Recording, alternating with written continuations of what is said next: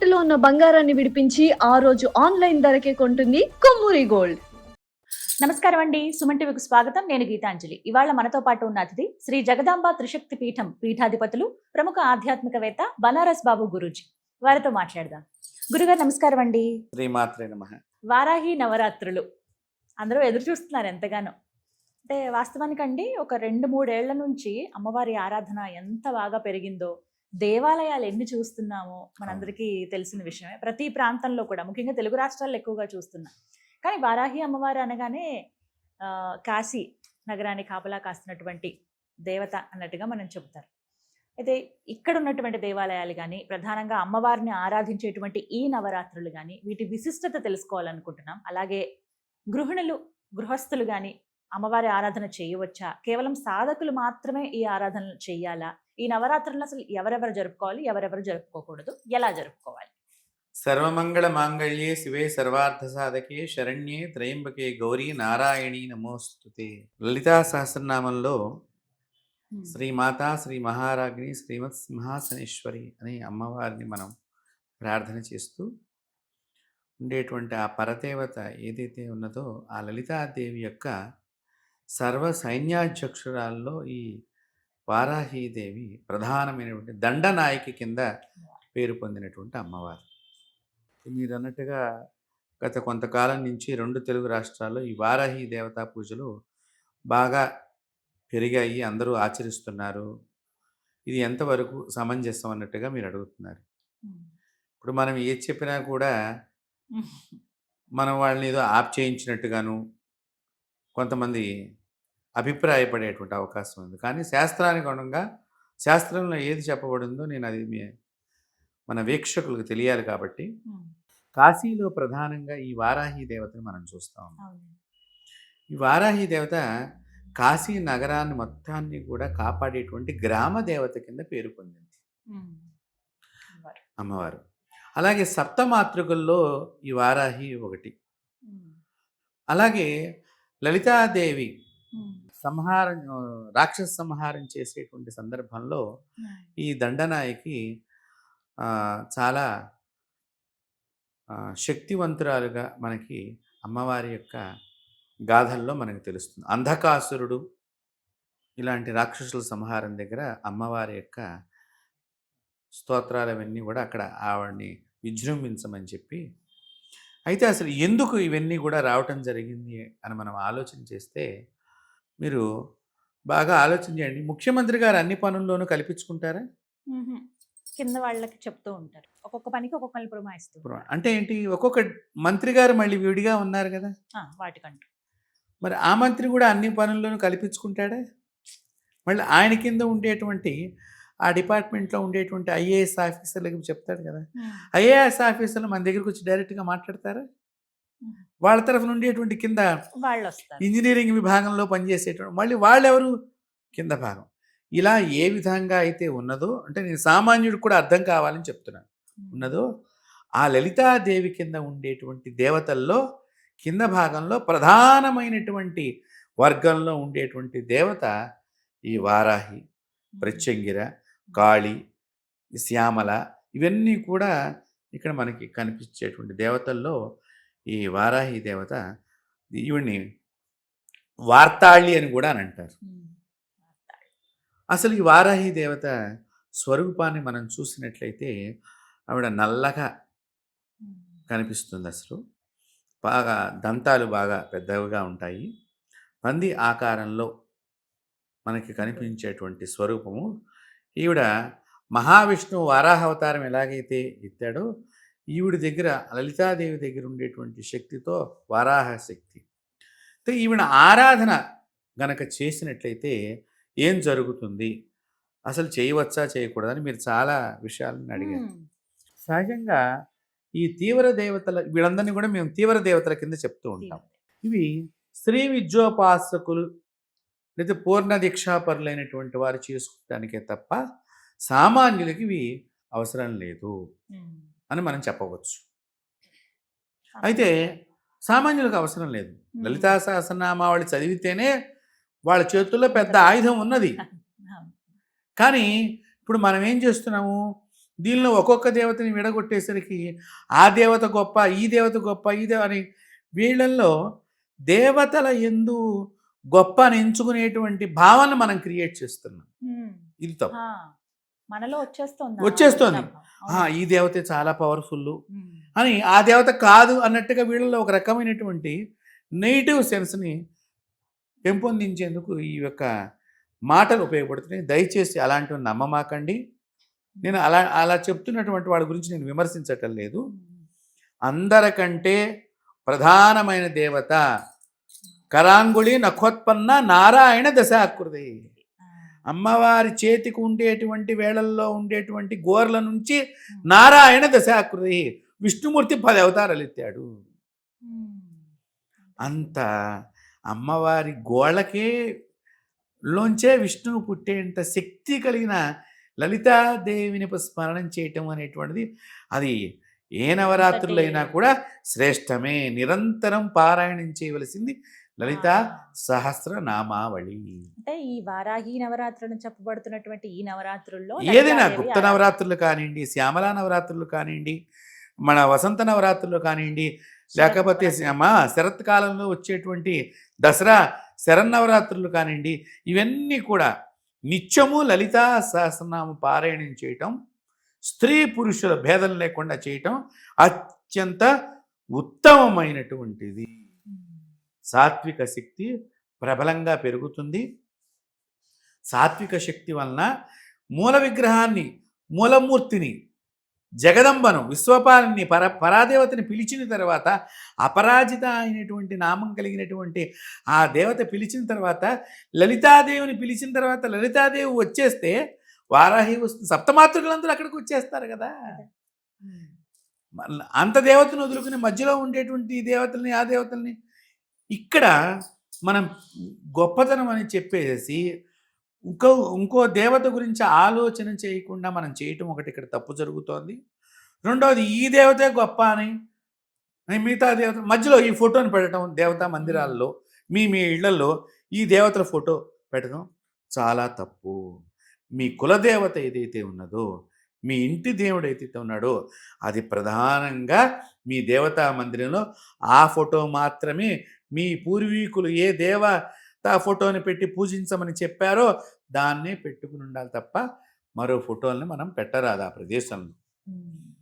సరే, ఇప్పుడు వారాహి అనేటువంటిది చెయ్యాల్సి వచ్చినప్పుడు మామూలుగా పూర్ణ దీక్ష ఉన్నటువంటి వారు లేదా శ్రీ విద్యోపాసకులుగా చెప్పబడేటువంటి వారు, కొంతమందికి కొన్ని సందర్భాల్లో ఈ వారాహిదేవి యొక్క మంత్రాన్ని ఏమన్నా ఉపదేశం పొంది ఉంటే వారు చేయటం ఉత్తమం. ఈ నవరాత్రులు దీన్ని గుప్త నవరాత్రులు అని కూడా అంటారు.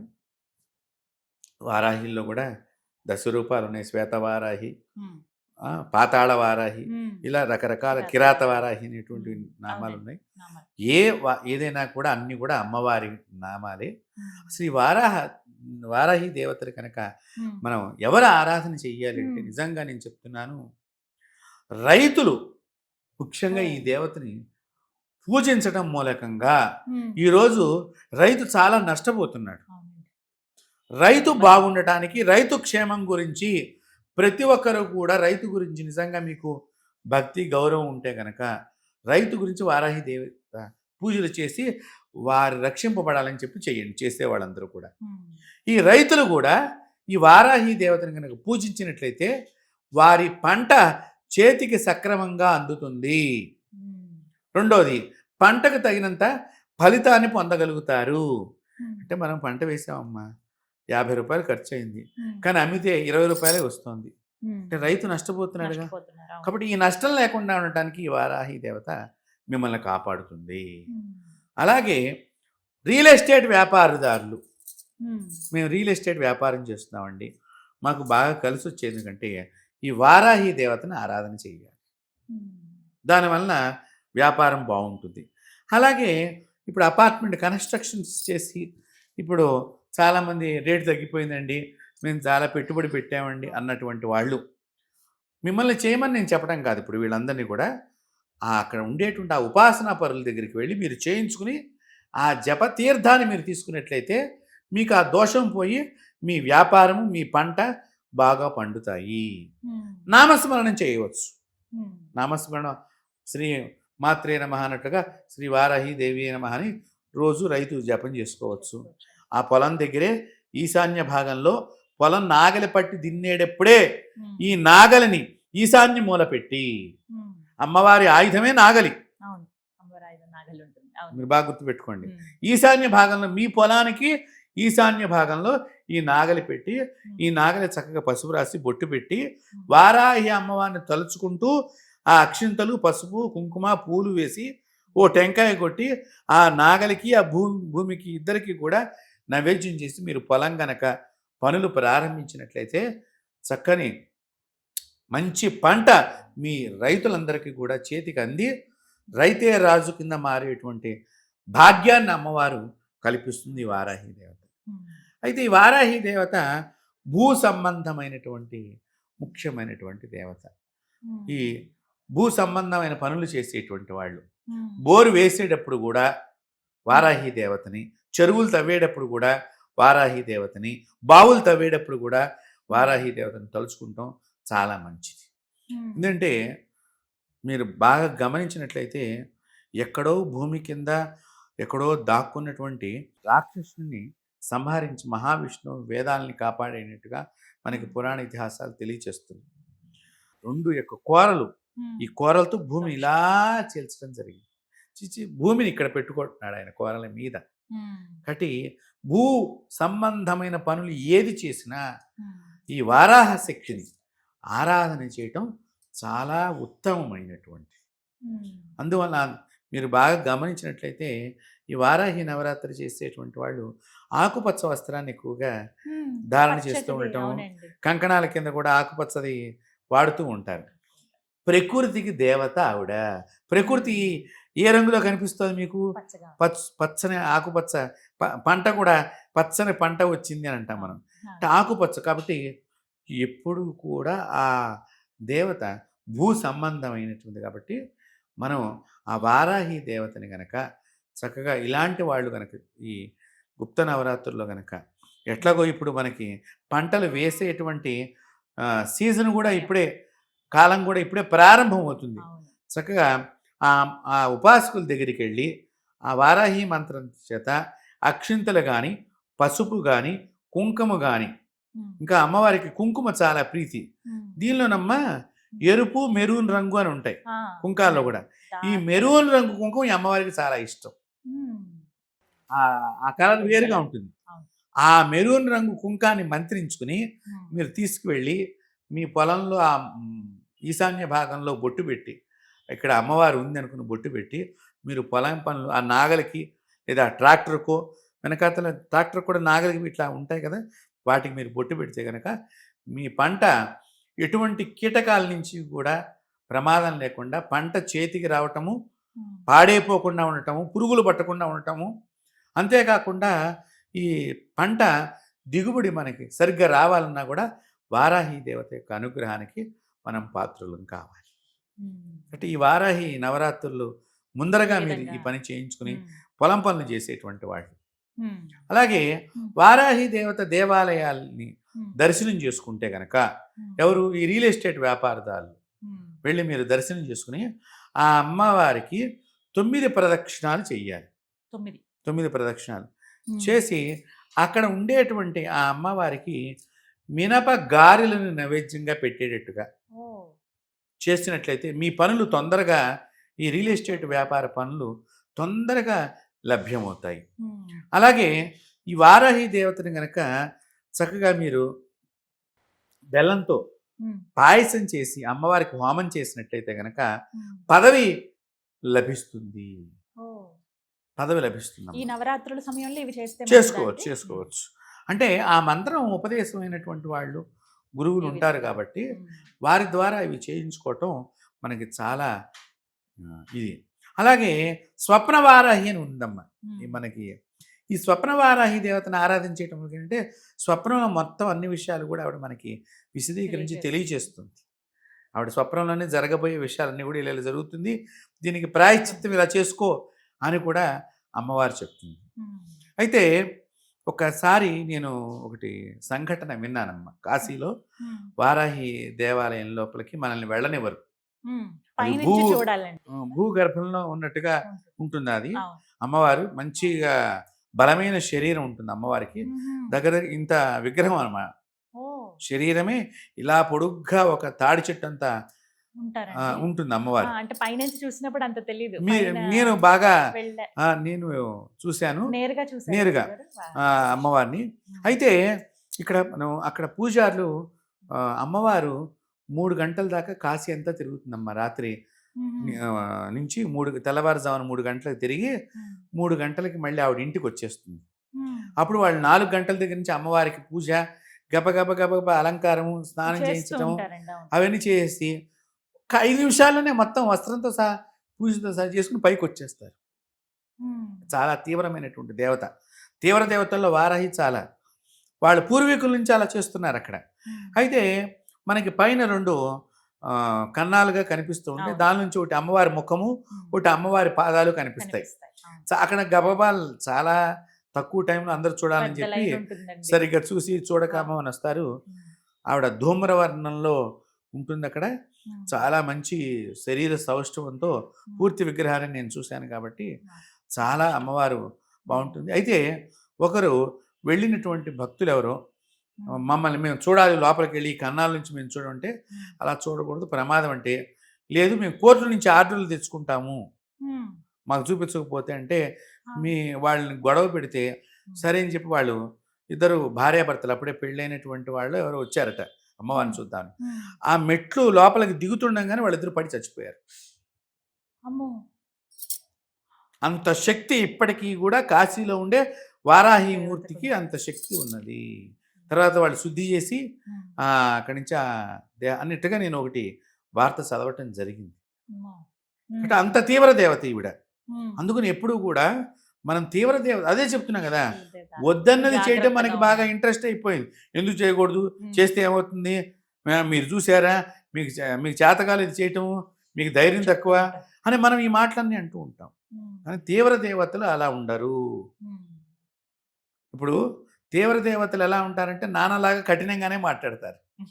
సాత్విక దేవత అమ్మలాగా పోలేండి చిన్నపిల్లాడు అన్నట్టుగా మాట్లాడుతూ ఉంటుంది. అంటే తీవ్ర దేవతలు వారు ఎందుకున్నారు అంటే పూర్తిగా రక్షణ వలయంలో. కాబట్టి శ్రీ విద్యోపాసకులు ఈ సమయంలో బాగా లోకక్షేమం గురించే చేస్తారమ్మా ఈ నవరాత్రులన్నీ కూడా. భారతదేశ రక్షణ గురించి ఈ సర్వసైన్యాధ్యక్షురాల కింద మనం ఈ అమ్మవారిని మనం చూడవచ్చు. ఈ సైన్యాన్ని రక్షించడానికి అనేక మంది ఉపాసనా పరులు పూర్వకాలం నుంచి కూడా వాళ్ళు గుప్తంగా చేసేవాళ్ళు. ఈ మధ్యకాలంలో కాస్త ఈ యూట్యూబ్ మీడియా మూలకంగా చాలామందికి రకరకాల దేవతా పేర్లు తెలియటము, వీళ్ళు మేము ఏదో చేసాం మాకు బాగా కలిసి వచ్చింది అనుకోవటం, ఇంకొకళ్ళు చెప్పడం, అలా ప్రచారం అవటం. సరే ఈ మధ్య కొత్తగా కూడా కొన్ని చోట్ల వారాహి దేవాలయాలు కట్టడం జరిగింది. దాని ద్వారా కూడా కొంతమందికి చాలా ఉపయోగమైనటువంటి పనులు జరుగుతాయి. ఏదైనా దేవతలందరూ కూడా మనిషి క్షేమానికే వాళ్ళందరూ ఉన్నది. దాన్ని ఎవరు చెయ్యాలి, ఏ విధంగా చెయ్యాలి అనే దానికి పద్ధతి ఉంది. ఆ పద్ధతిని పాటిస్తూ మనం చేసినప్పుడు ఆ దేవతలు వద్దన్నా కూడా లలితా సహస్రనామాన్ని గనక మీరు నిష్టగా చదివితే ఆ అమ్మవారే మీ దగ్గరికి ఏ అమ్మవారిని పంపిస్తే మీరు కాపాడబడతారు, ఆవిడే పంపిస్తుంది. అది మనం నమ్మకం పెట్టి చదవాలి. కాబట్టి ఈ గుప్త నవరాత్రుల్లో కూడా మీకు వారాహి మంత్రం లేదని బాధపడమాకండి. చక్కగా లలితా సహస్రనామం పారాయణం చేయటం మూలకంగా చాలా శుభాలు ఈ వారాహి నవరాత్రుల్లో కలిగితే దయచేసి ఎవరికైతే ఉపదేశం ఉన్నదో వారు చేయటం ఉత్తమము అనేటువంటిది చాలా చక్కగా తెలియచేశారండి. అంటే ఇది సాధారణంగా ఉండేటువంటి సందేహమే. అంటే నేను కూడా గమనించాను, చక్కగా నవరాత్రుల్లో అమ్మవారి ఫోటో పెట్టుకుని రకరకాల రూపాలతోటి ఆ అష్టోత్తరాలు చదువుతూ ఏ రోజుకి ఆ రోజు ఈ రోజు అమ్మవారి అవతారం ఇది అని చెప్పి చేస్తూ ఉన్నారు. అది ఎంతవరకు అనేదే నేను అడగాలనుకున్నాను, కానీ చాలా చక్కగా వివరించారు మీరు. ఇప్పుడు ఏమైపోయిందంటేనమ్మా, కొంతమంది ఈ ఉపాసన పరులు కూడా పూర్వం బయటికి ఏమి చెప్పేవాళ్ళు కాదు. ఏదో అమ్మవారి ఉపాసన పరులు, ఆంజనేయ ఉపాసన పరులు, దుర్గా ఉపాసన పరులు అలా అమ్మవారంటే అమ్మవారు అంతే. ఇంకా వాళ్ళు ఏం పేర్లు కూడా చెప్పేవాళ్ళు కాదు. ఎవరైనా బాధ పెడితే ఈ తీర్థం తీసుకుని తగ్గిపోతుంది, బాగుంటావు, మంచిది అంటే ఏదో కలిసి వచ్చిందని చెప్పి ఇప్పుడు ఏమైందంటే మేము పలానా ఉపాసనా పనులు అని ప్రత్యేకించి చెప్పుకుంటున్నారు. పూర్వం అలా చెప్పుకునేవాడు కాదు. ప్లస్ ఇప్పుడు ఏమైపోయిందంటే ఇప్పుడు ఈ కొత్త పేర్లు చెప్పడం మూలకంగా ఈ జనాలు కొత్తగా ఉండి ఆయనకి ఏం తెలియదు, మా దగ్గర చాలా దేవత ఉపాసనలు ఉన్నాయి, ఇలాంటి చర్చలు కూడా అక్కడక్కడ నడుస్తున్నాయి అనేటువంటి విషయం. ఇప్పుడు మీరు ఎందుకు చేయరు, వాళ్ళు చేశారు కదా అని కొంతమంది భక్తులు అడగటం ఇవి కూడా జరుగుతున్నాయి సమాజంలో. కాబట్టి శాస్త్రాల్లో ఇవన్నీ ఎక్కడా కూడా బయటికి విశదీకరించలా. ఎవరు ఏ పని చెయ్యాలో వాళ్ళకి ఆ గురువుల యొక్క ఆదేశానుసారమే చేసేవాళ్ళు పూర్వము. ఇప్పుడు మనకి మనమే గురువులు అయిపోయామా అనేటట్టుగా ఈ సందేహాలు ఎక్కువగా మన లోపలికి ప్రవేశించడం, మనం వద్దన్న పనులు మనం ఎక్కువ చేయటం, తర్వాత దాని నుంచి బాధలు పడటం కూడా మనకే సాధ్యం అవుతుంది. దయచేసి ఇలాంటివి ఎక్కడా కూడా పూర్వకాలంలో ప్రోత్సహించలేదు. పూర్వకాలంలో చాలామంది అమ్మవారి ఉపాసనా పనులు ఉండేవారు. ఎవరైనా బాధతో వస్తే ఏం కాదురా ఈ ప్రసాదం తీసుకో, ఈ బొట్టు పెట్టుకో, చెప్పేవాళ్ళు, అంతే ఉండేది. ఇప్పుడు ఏంటి చెప్పుకుంటాం ఒకటి, మేము పలానా వాళ్ళు చేయటము మేము కూడా చేస్తామని వీళ్ళు అడగటం, మాకు కూడా చెప్పండి అని అడగటం. సరే చేస్తే మంచిదే, కానీ దాన్ని పద్ధతిగా చేయటం అనేటువంటిది ముఖ్యం. కాబట్టి వారాహి దేవత అందరికీ కూడా అనుగ్రహించి మీరు అడిగినందుకు మనకి శాస్త్రంలో ఏ విధమైన సమాధానాలు ఉన్నాయో అవన్నీ కూడా, ఏ దేవత అయినా కూడా ప్రతి దేవత గొప్పదే. ఆ దేవత ఎందు మీకు మనసు లేనప్పుడు, మీ ఇంట్లో మీరు కొలిచేటువంటి మీ కులదేవత ఎందు నమ్మకం లేనప్పుడు ఏ దేవతలు కూడా మనల్ని రక్షించలేరు. రక్షించినట్లుగా కనిపించవచ్చు కానీ పూర్తి రక్షణ మీకు ఇవ్వరు. అంటే మీ ఇంటి దేవుణ్ణి వదలవద్దు. మీ పూర్వీకులు పూజించినటువంటి దేవుణ్ణి ఎప్పటికీ వదలకండి. మీ ప్రధానమైన దేవుడు మీ ఇంట్లో ఎవరైతే మీ పూర్వీకులు చెప్పారో ఆ దేవుణ్ణి మాత్రం తప్పకుండా పూజించండి. ఆ ప్రదేశంలో ఆయనవనే ఉంచండి. చాలామందికి వెంకటేశ్వర స్వామి వెలువెలుపుగా ఉండేవారు. కొంతమందికి వేములవాడ సైడ్ వెళ్ళారనుకోండి, వేములవాడ రాజరాజేశ్వర స్వామి, అలాగే కొంతమంది అన్నవరం సత్యనారాయణ స్వామి, కొంతమందికి వెళితే గ్రామ దేవతలే ఉంటారమ్మా. ఇప్పుడు బెజవాడ ఆ ప్రాంతంలో వెళితే అందరికీ దుర్గమ్మనే ప్రధానంగా ఉంటుంది. కాశీ వెళితే విశ్వనాథుడే, ఎవరింట్లో చూసినా ఆయన తప్ప ఇంకెవరు ఉండదు. కాబట్టి ఆ ప్రాంతానికి వాళ్ళు పెద్ద దేవతలే కాబట్టి ఆ ప్రాంతంలో ఆయన్ని ఆరాధన ఎక్కువగా చేశారు. కాబట్టి మీ ఇంట్లో కొంతమందికి సుబ్రహ్మణ్య ఉపాసన ఉందమ్మా, కొంతమందికి హనుమంతుడు ఉపాసన ఉన్నది. అలాగే రాముల వారికి చాలామంది రాముల వారికి కులదేవుడిగా ఉన్నవాళ్ళు ఉంటారండి. అంటే కృష్ణుడు కొంతమంది ఇలవేల్పుగా ఉన్నవాళ్ళు ఉన్నారు. అంటే మీ ఇలవేల్పుని మీరు పూజించినప్పుడు సర్వదేవతలు మీ ఇంట్లో నివసించారు. చక్కగా వివరించారు. ధన్యవాదాలు గురుగారు. నమస్తే.